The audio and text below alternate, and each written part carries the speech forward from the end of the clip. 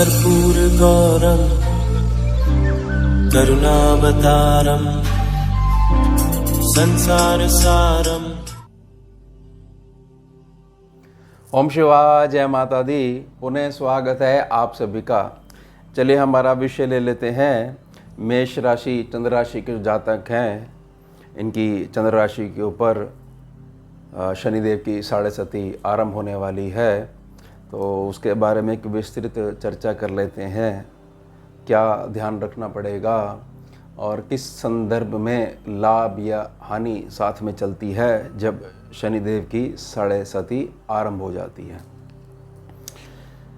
इसमें दो महत्वपूर्ण जो स्टेजेस रहेंगी वह रहेगी वर्ष 2025 में और 2026 में, जब शनिदेव हर वर्ष की भांति जो है वक्री काल में चले जाएंगे।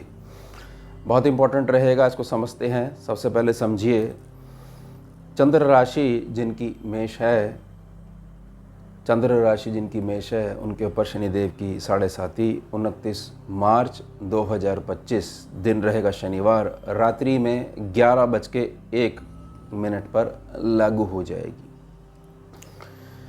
और आगे चलते हुए 31 मई 2032 दिन रहेगा सोमवार, प्रातः समय की जो भोर होती है, भोर में 3:46 पर उतर जाएगी। बहुत लंबा समय है। दो तिथियां और समझ लीजिए वर्ष 2025 में और 26 में। 13 जुलाई 2025 दिन रहेगा रविवार, प्रातः समय 9:36 पर शनिदेव वक्री होंगे। और 28 नवंबर 2025 दिन रहेगा शुक्रवार, प्रातः 9:20 पर पुनः मार्गी होंगे, वक्री से बाहर आ जाएंगे। वक्री अवस्था की कुल अवधि 138 दिनों की रहेगी, मान्य रहेगी। ये हो गया 2025। अब समझिए 2026 में 27 जुलाई 2026 दिन रहेगा सोमवार, रात्रि 1:25 पर शनिदेव वक्री होंगे। और 11 दिसंबर 2026 दिन रहेगा शुक्रवार, प्रातः 5 बजे पुनः मार्गी होंगे। वक्री अवस्था की कुल अवधि 138 दिनों के लिए मान्य रहेगी। मेष राशि का, चंद्र राशि का जो जातक है, उसकी जो आयु की जो सीमा है, उसको हमने अपनी स्कैनिंग के पैनल पे जब डाला तो ज़्यादा प्रभाव जो है 18 वर्ष की जो आयु है वहाँ से लेकर 45 वर्ष की जो आयु है, ये जो आयु सीमा है 18 से 45 वर्ष, यहाँ का जातक बहुत ज़्यादा प्रभावित होगा। शनिदेव की एक मूल प्रकृति समझ लीजिए कि शनिदेव जहाँ पर देखेंगे 7.5 काल के दौरान और जहाँ पर विराजेंगे, जहाँ पर देखेंगे वहाँ पर मानसिक संघर्ष लेकर आएंगे ही आएंगे। वो मानसिक संघर्ष से आपको अपने आप को बचा के रखना है। वह मानसिक संघर्ष का अगर रिएक्शन आप कंट्रोल करना सीख जाओगे तो 7.5 आपके ऊपर बहुत ज़्यादा नकारात्मक प्रभाव नहीं डाल पाएगी। और जहाँ शनिदेव विराजेंगे उस जगह पे विराजने के कारण शनिदेव उस जगह को ठीक ढंग से चलाने की जिम्मेदारी उठाएंगे, लेकिन अपने नियमों पे, ना कि आपके नियम और शर्तों पे। ये ध्यान रखिएगा। ये 2 स्कैनिंग के रूल्स हैं, ये मैंने आपको बता दिए हैं, तो आप देख लीजिएगा इसको।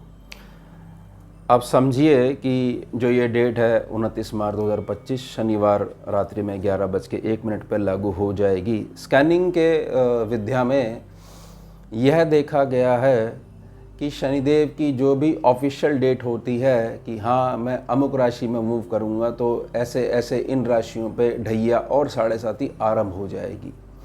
तो अभी 7.5 का जो टॉपिक लिया हुआ है वीडियो में, तो 6 महीने पूर्व ही आपको तैयारी कर लेने चाहिए, क्योंकि शनिदेव की ऊर्जा 6 महीने पूर्व ही आनी शुरू हो जाती है। और जब ये जाएगी 2032 में, तो उसके 6 महीने बाद तक का जो टाइम है वह आपको रिकवरी के लिए मिलेगा। ये ध्यान रखिएगा, ये केवल स्कैनिंग विद्या की गणना है, ये ज्योतिषीय गणना बिल्कुल भी नहीं है। ध्यान रखिएगा इस चीज़ को। तो ये जो वीडियो बन रही है तब अक्टूबर का महीना है, लगभग 6 महीने पूर्व ही हम आपकी सेवा में वीडियो लेकर आ गए हैं, जिससे कि बहुत अच्छे से आप समझ सको। अब जो मेष राशि का, चंद्र राशि का जो जातक है, जैसे मैंने प्रार्थना करी, 18 से लेकर 45 वर्ष की जो आयु है, यह जो आयु सीमा है, इसमें जो हमारा निजी अनुभव रहा है, मेष राशि चंद्र राशि का जो जातक है उसको किसी भी प्रकार से तोड़ा नहीं जा सकता है, ये ध्यान रखिएगा। अगर वह पूर्व में किसी मानसिक अवस्था से परेशान नहीं चल रहा होगा तो उसको तोड़ा नहीं जा सकता है। यह है मेष, समझ जाइएगा इस बात को। मैं पुनः समझा देता हूँ कि जैसे ही ये काल आरंभ होगा और आप बिल्कुल ठीक चल रहे हो, किसी भी प्रकार से अगर पूर्व में कोई नकारात्मक साइकिक इम्प्रेशन आपके साथ नहीं चल रहा है तो आपको 7.5 तोड़ नहीं सकती है। मानसिक संघर्ष के लिए अगर जो है आपकी चेतना का स्तर काबू में रख पाते हो तो कोई असर नहीं पड़ेगा, बल्कि इसमें वह चीज़ें करनी शुरू कर दोगे जो एक संघर्ष काल में व्यक्ति करता है, मेहनत करता है, संघर्ष करता है और फिर राजाओं जैसे गद्दी पे विराजमान होता है स्थायी रूप से। बस ये प्रार्थना है। अब शनिदेव के लिए जैसे मैंने प्रार्थना करी कि शनिदेव जहाँ बैठेंगे उसकी जिम्मेदारी उठाएंगे और जहाँ देखेंगे वहाँ पर मानसिक रूप से संघर्ष देंगे ही देंगे। तो यह जो चर्चा है, यह है प्रथम जो काल रहेगा, प्रथम जो चरण रहेगा 2.5 वर्ष का, ये उसमें है। उसके पश्चात ये आगे मूव कर जाएंगे। फिर पुनः आपकी सेवा में वीडियो लेकर आऊँगा और समझाऊँगा और आगे के लिए फिर से प्रिपरेशन करवाऊँगा। अब शनिदेव यहाँ बैठे हुए हैं मीन राशि में, और इस बात को बहुत अच्छे से समझिएगा कि जहाँ बैठे हुए उसकी जिम्मेदारी लेंगे, यानी यह जो भाव है इस भाव से संबंधित समस्त फलों की जिम्मेदारी लेंगे। किसी भी रूप में आपके पास पैसा आएगा और वह भाव की मजबूती बनी रहेगी, खर्चा निकलेगा ही निकलेगा, ये ध्यान रखिएगा। आपके निजी जीवन में आपके पास उत्तम धनराशि बनी ही रहेगी, केवल इसी बात की जिम्मेदारी ले रहे हैं। अब जो बच्चे जैसे 18 से 45 वर्ष तक का मैंने प्रार्थना करी, जो बच्चे इस आयु में हैं कि उनकी पढ़ाई जो है अब आगे बढ़ानी है और निवास स्थान से थोड़ा सा दूर जाके एडमिशन लेना है, फिर आगे तैयारी करनी है और जॉब भी लगनी है, और अब जो है 7.5 का काल चल रहा है, तो चिंता मत करिएगा।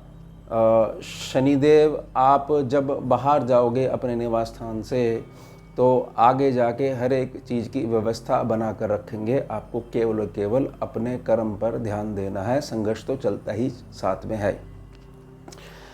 अब जो बच्चे इस प्रकार का भविष्य देखते हैं कि हमारे को भारत से बाहर जाना है और बाहर ही परमानेंट सेटल होना है, तो पीआर वगैरह की जो भी संघर्ष जो उनका होगा उसमें भी शनिदेव अपना आशीर्वाद बनाकर रखेंगे इस बिहाफ पे कि आपकी लगन कुंडली भी मजबूत होनी चाहिए, और प्लस आप जिस दिशा की तरफ जाना चाह रहे हो वहाँ पर जाने के लिए निरंतर आपकी गतिमान बनी रहनी चाहिए।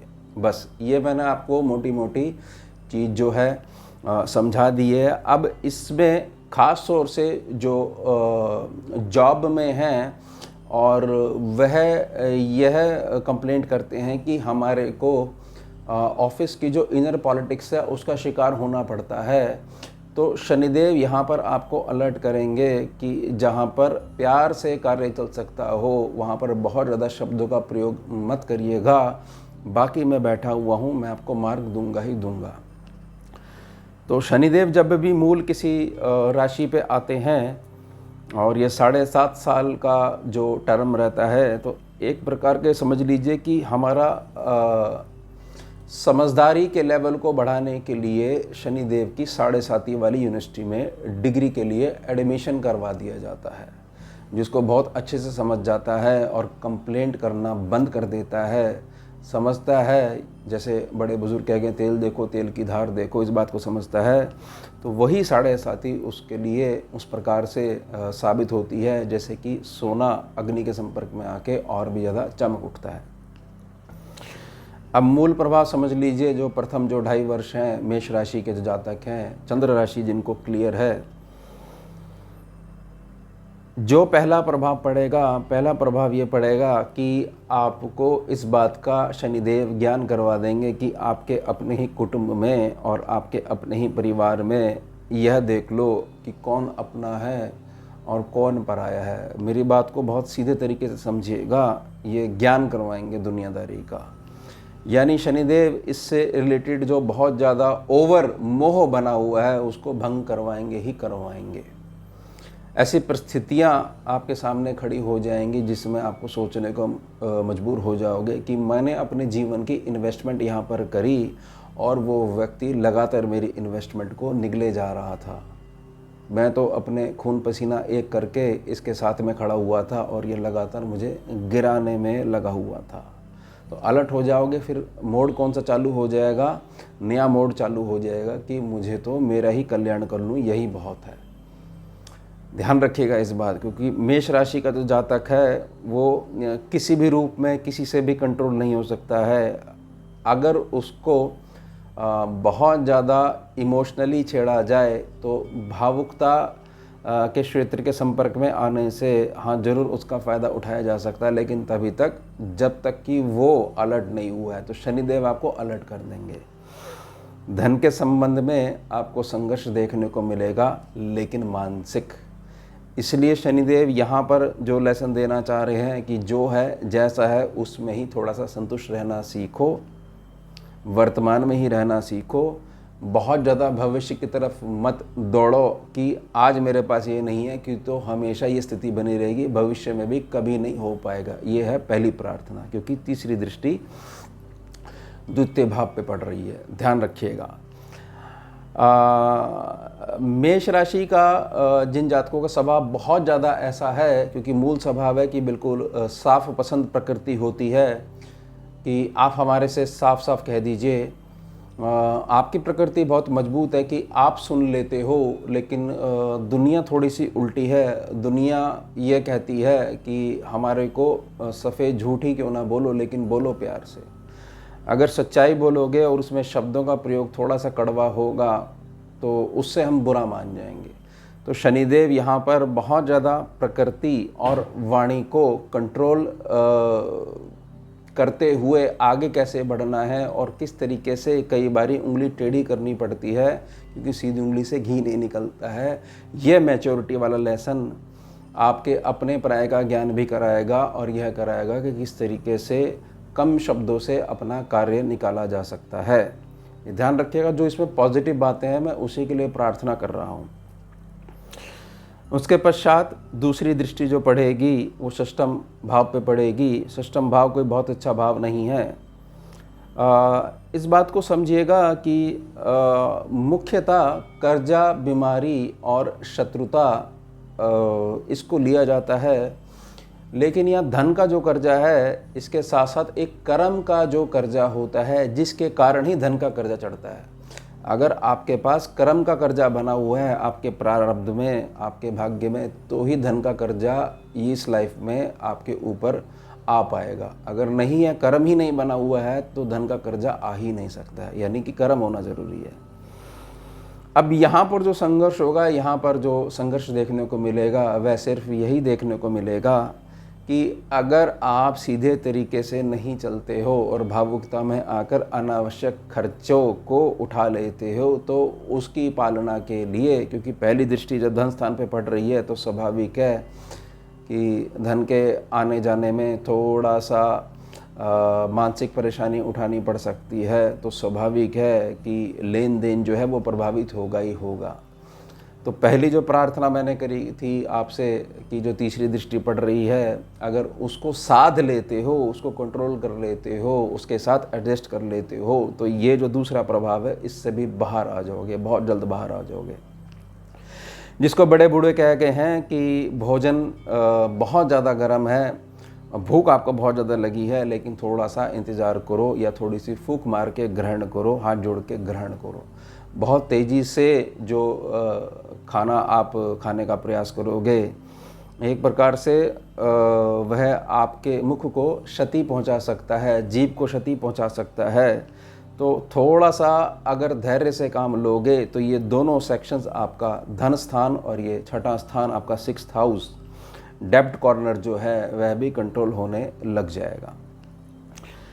अब इसके पश्चात जो 10वीं दृष्टि पड़ेगी आपके भाग्य स्थान पर, लेकिन यहाँ पर जो राशि आती है वह धनु राशि आती है, 9 नंबर है।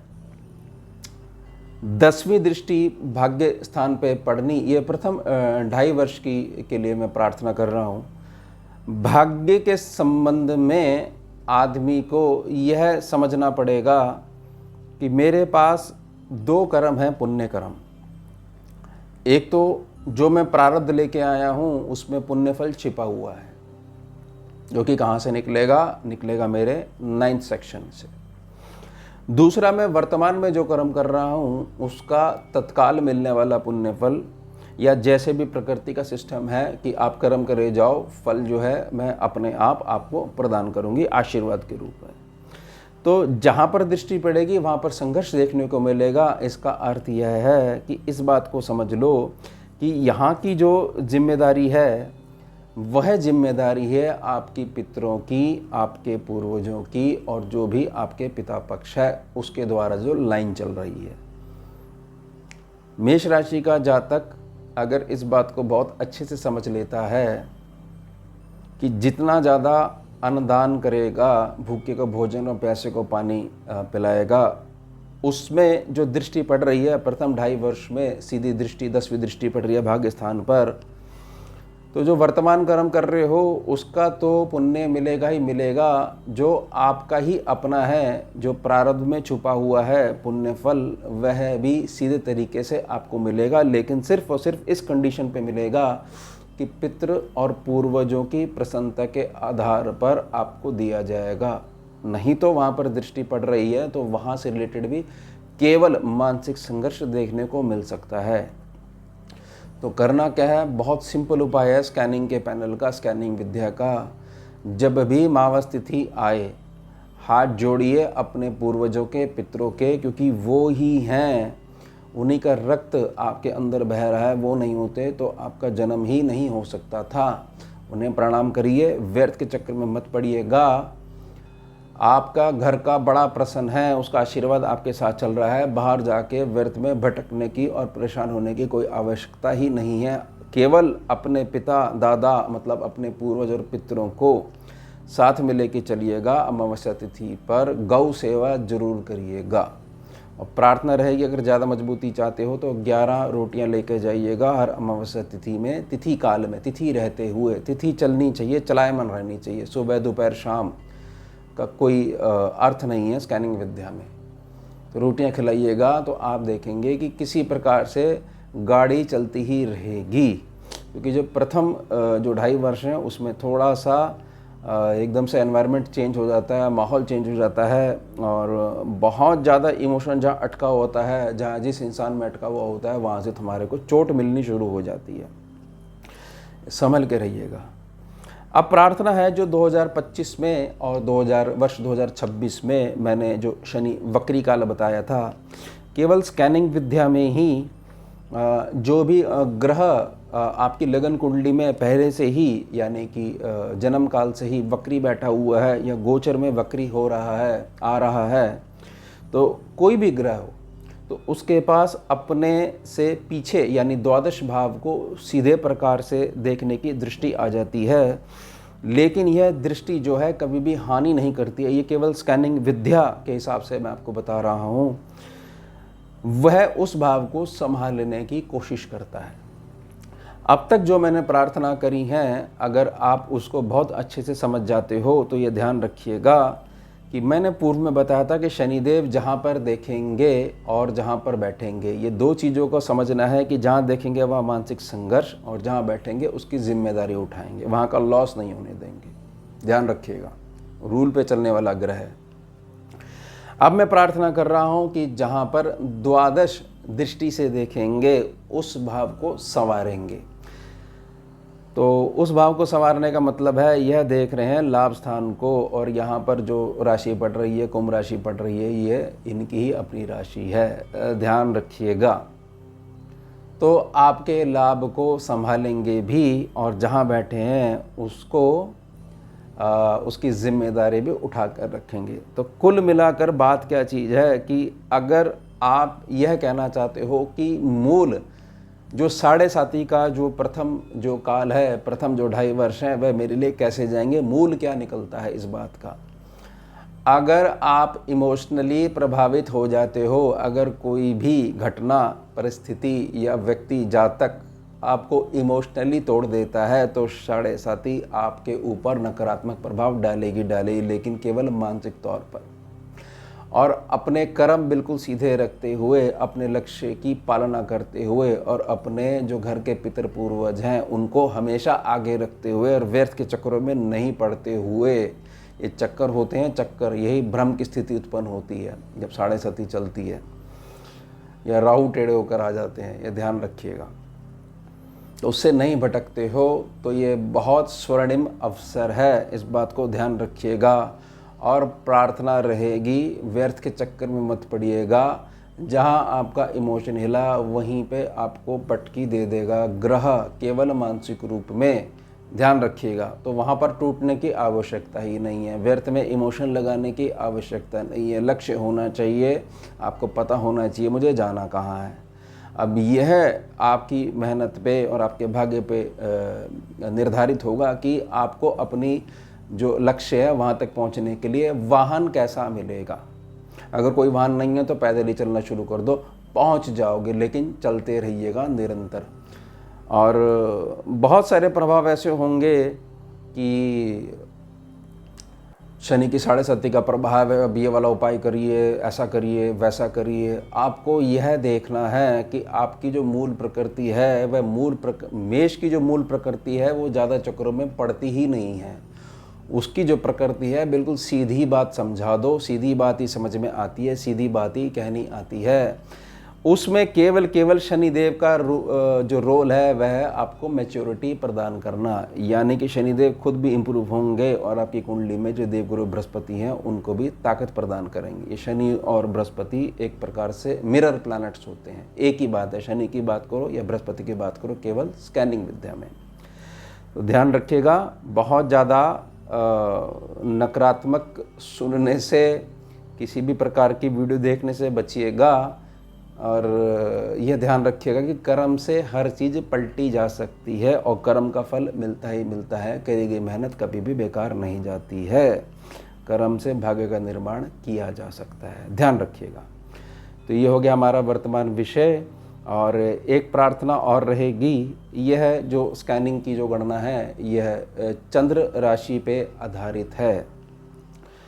अब जिस किसी जातक को यह नहीं पता है कि चंद्र राशि क्या है, तो नाम से कोई भी राशि नहीं होती है, जन्म चंद्र राशि होती है। अगर चंद्र राशि आपको क्लियर है, वो कुंडली से पता लगती है और वही राशि होती है, नाम से राशि का वो कॉन्सेप्ट ही नहीं है। तो आप कमेंट सेक्शन में ओम शिवा लिखिए, अपनी फुल और accurate date of birth, time of birth और प्लेस ऑफ बर्थ लिख दीजिए और पूछ लीजिए कि आपकी चंद्र राशि क्या है। जैसे ही मुझे समय मिलेगा, गुरु माँ की जैसी आज्ञा होगी, समय मिलते ही मैं तुरंत आपको रिप्लाई करूँगा और आपको अपनी चंद्र राशि पता लग जाएगी। क्योंकि बहुत सारे लोग यह राशि का कॉन्सेप्ट जानते ही नहीं हैं और गलत राशि फल देखते रहते हैं, ये ठीक नहीं है। तो ध्यान रखिएगा और बस जो लक्ष्य है उस पर चलते रहिएगा। तो ये हो गया हमारा वर्तमान विषय। अब मिलते हैं आपसे अगले भाग में नए विषय के साथ। जुड़िए और जोड़िए। ओम शिवा, जय माता। भुजगेन्द्रहारं कर्पूरगौरं करुणावतारं